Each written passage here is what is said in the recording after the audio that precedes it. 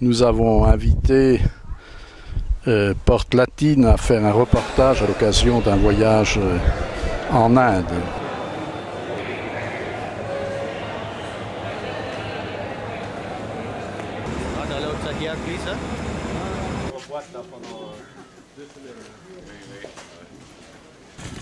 Il est bien pour nos fidèles de connaître ce que fait la Fraternité Saint-Sulpice en dehors de l'Europe et d'une manière particulière en Asie, pour montrer que le problème de la tradition existe dans le monde entier. La place Marcel Lefebvre. Ah oui, oui, c'est sûr.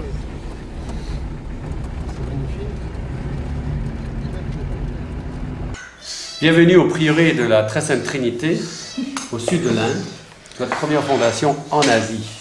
Monseigneur Lefebvre était toujours très conforté de savoir qu'il y avait des demandes pour avoir la Sainte Messe et avoir des prêtres, des demandes qui venaient du monde entier. Il disait l'Église est catholique, l'Église est universelle et c'est un signe certainement que notre œuvre est dans le socle de l'Église. Je pense aussi qu'il y a une autre raison. C'est ce que Monseigneur Lefebvre nous expliquait à l'occasion de son jubilé, c'est l'efficacité de la tradition, l'efficacité de la Sainte Messe auprès des âmes. Et je peux témoigner personnellement, ça fait la 4e fois que je me rends en Inde, de voir comment les enfants qui fréquentent le prieuré, spécialement les orphelins, les orphelines, comment d'année en année on les voit transformés spirituellement, dans la manière de vivre, dans les intérêts qu'ils ont. Et ça, c'est la force de la messe, la force de la tradition.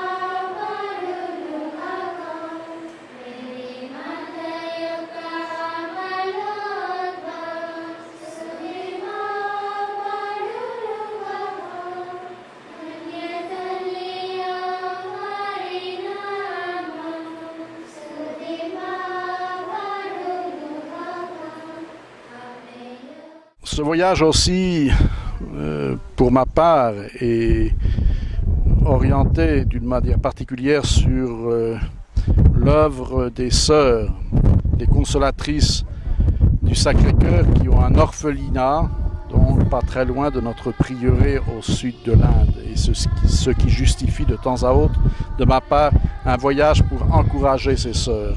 Elles sont actuellement 3 sœurs indiennes, qui ont déjà fait leur profession et qui dirigent cet orphelinat.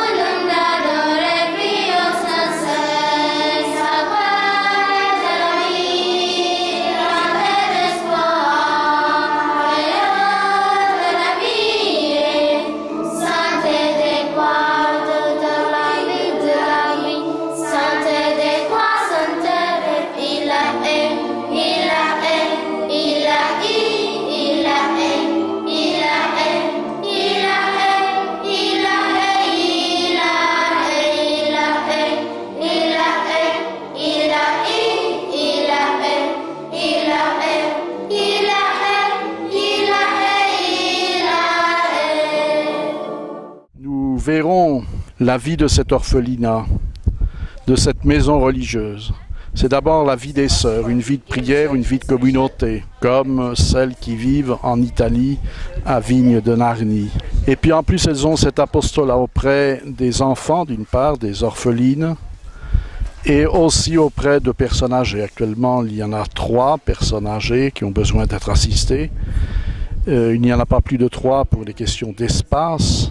Toute la maison vit en quelque sorte au rythme de la vie des sœurs. Toutes les personnes présentes dans la maison assistent chaque matin à la Sainte Messe. Ils assistent au rosaire, aussi le soir, à la récitation du Saint-Chapelet.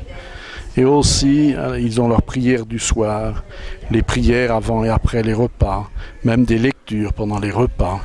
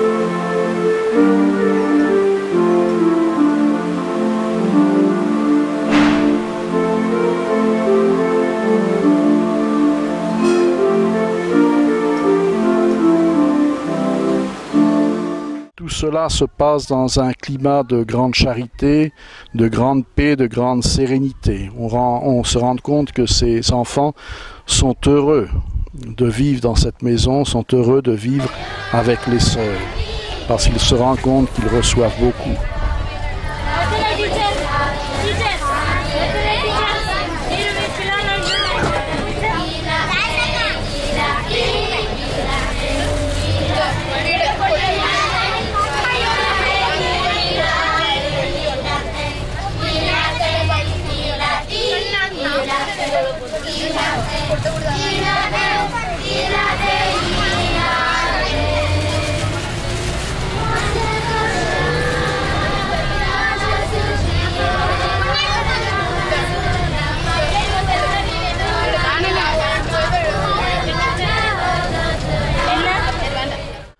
Alors que cela soit pour ceux qui auront l'occasion de voir cette vidéo, l'occasion de prier pour les missions. L'œuvre missionnaire fait partie non seulement de la vie de l'Église, mais je dirais de la vie des prêtres. Un prêtre doit avoir un cœur missionnaire, un cœur qui cherche à conquérir les âmes.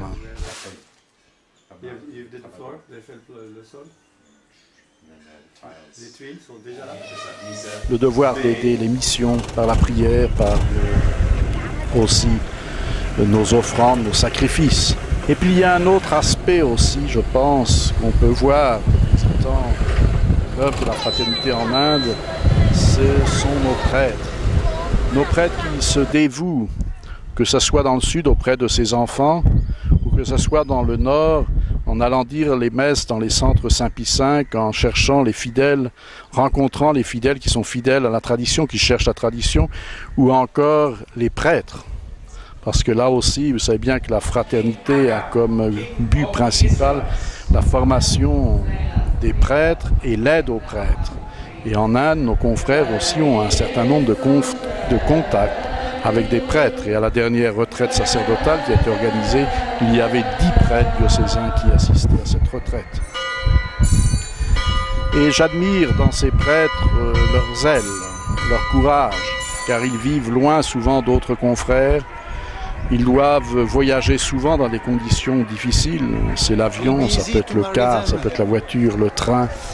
Et puis il y a aussi le climat, la mentalité qui est différente. Et cela demande certainement de la part de nos prêtres un esprit de sacrifice, un esprit de renoncement.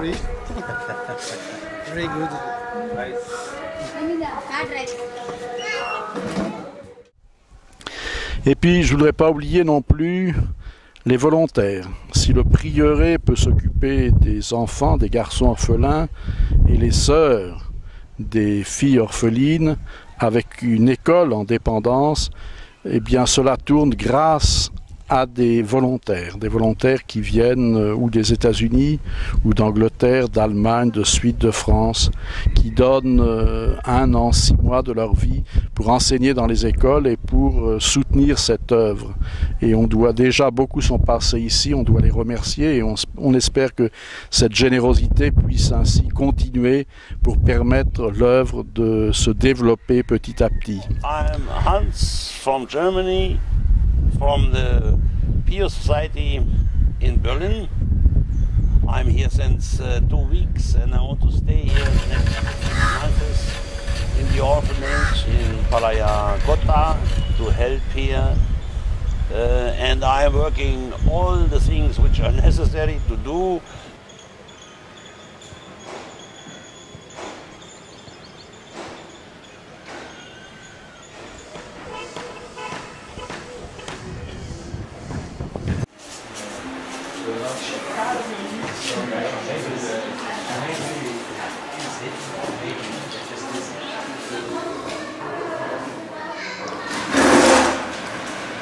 Madame Vincent ajoute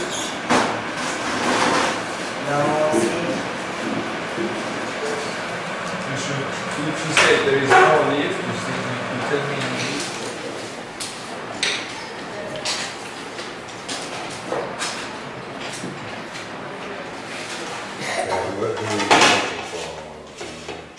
Ok, j'ai 21 ans. Maria, I'm from the United States. Bonjour, je viens de Tchétchie, je suis un prix séminariste ici et je enseigne à l'école des mères. Camera shy? Yeah, very. Oh, the Sims. Great deal of time.